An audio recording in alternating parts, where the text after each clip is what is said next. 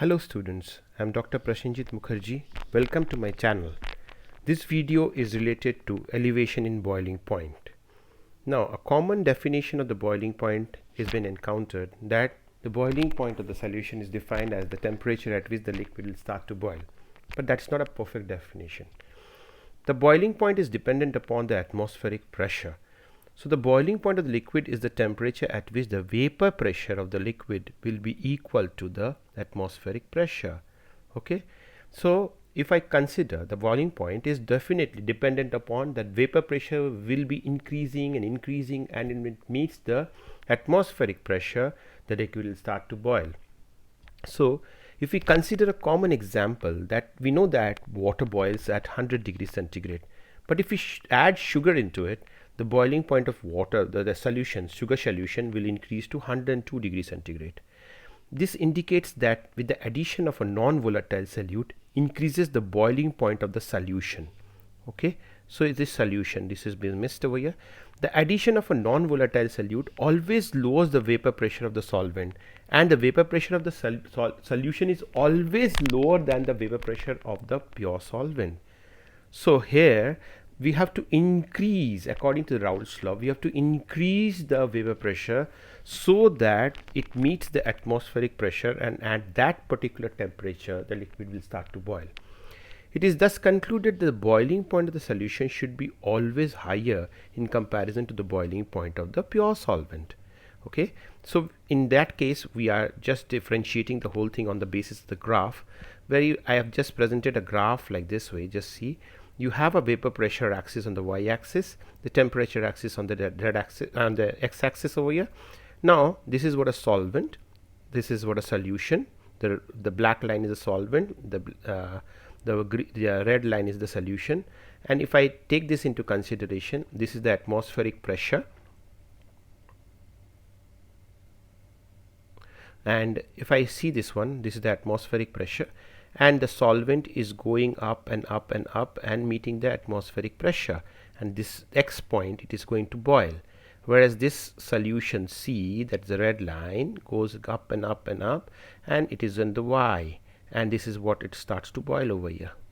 Okay, so this is the boiling point of the solution over here. So this is how we encourage a particular boiling point. And if you see the difference between the two, that is the difference between the boiling point of the solution to the boiling point of the solvent, the boiling point of the solution is more than the boiling point of the solvent, and that's why this delta TB, this is presented as delta TB, and this is what boiling point of the solution is always higher than the boiling point of the solvent.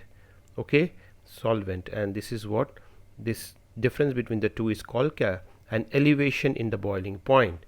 Elevation in boiling point over here. The boiling point of the solution is always greater than the boiling point of the solvent. So this is the differences over here.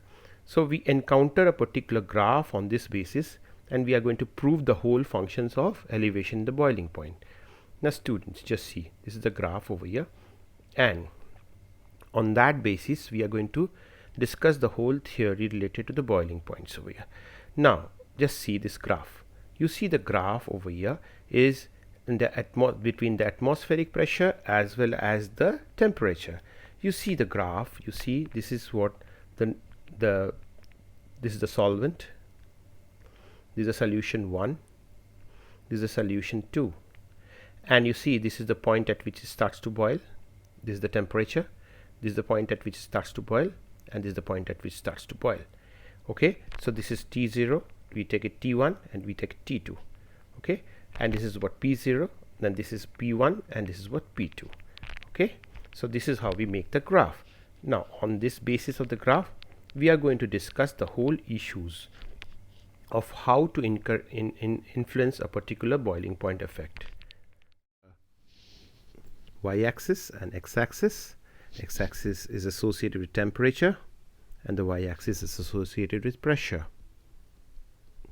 And we see this curves are there, the vapor pressure is increasing and meeting the atmospheric pressure. As I have told you that when that vapor pressure is equal to the atmospheric pressure, the liquid will start to boil, and this is what the boiling point is delivered for.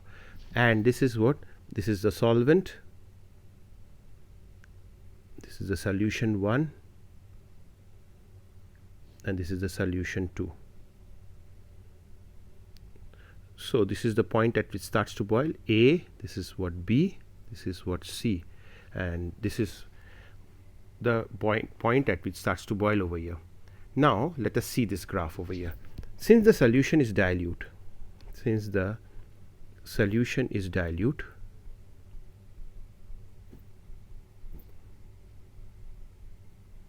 all the curves will represent a straight line. Curves will represent a straight line.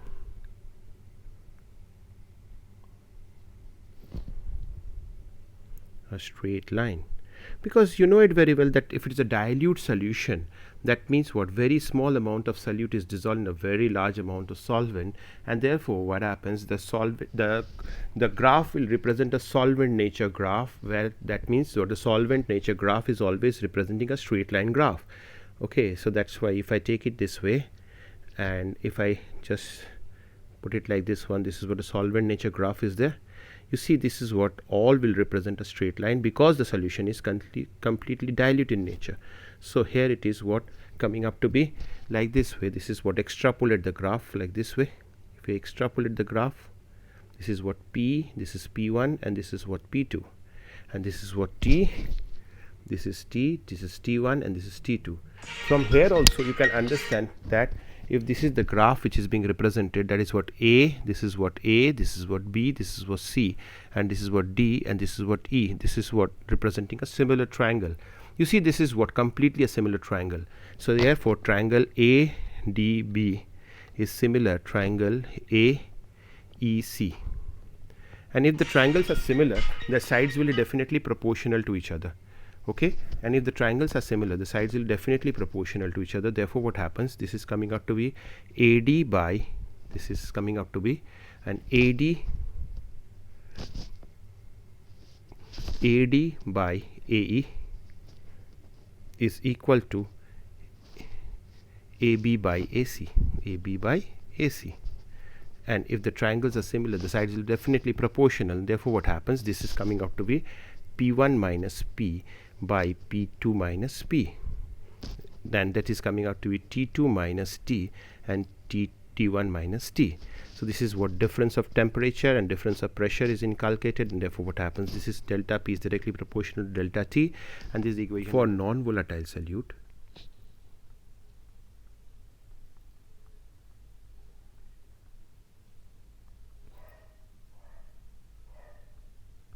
We see that P naught minus P by P naught is equal to N by N plus N. And for a dilute solution,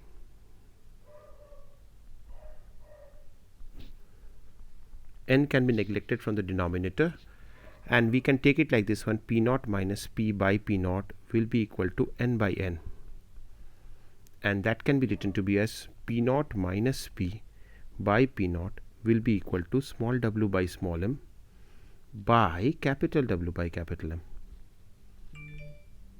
And this can be written like this way: P naught minus P by P naught will be equal to small w by small m into capital M by capital W. So if I cross multiply this particular variation, we see to it, this is what coming out to be W by M into M by capital W, and that is equal to into P naught is there. So we can take this one. This is what molecular weight of pure solvent is also constant, and the vapor pressure of pure solvent is also constant. So we can take it like this one: P naught minus P is equal to small w by small m into 1 by capital W can be written. Okay, and therefore what happens is therefore directly proportional to each other, because we have taken the constancy into consideration as vapor pressure of pure solvent as constant and molecular weight of pure solvent is also constant. So therefore what happens, delta P will be directly proportional to small w by small m into 1 by capital W can be written over here, and this is equation number 2. So if I compare these equation number 1 and equation number 2, you see this is what we can take it like this way, that is coming up to be, that is delta T will be directly proportional to small w by small m into 1 by capital W can be written, and therefore this is what delta T can be written to be as K into small w by small m into 1 by capital W. Now if I take W by M is equal to 1 mole and capital W is considered to be as 1000 grams, so therefore what happens, if I take this one into consideration, that means K by 1000, if I take this one, this is as K, say KB as it is said. So therefore what happens, this is coming out to be what, K will be equal to KB into 1000. So we replace this K value in this equation number 3 and we put the value of K, and delta T will be equal to KB into 1000 into W by M into capital W. This 1000 into W by M into capital W is nothing but it's called a molality, and this delta KB is called ebuloscopic constant or molal elevation in boiling point constant.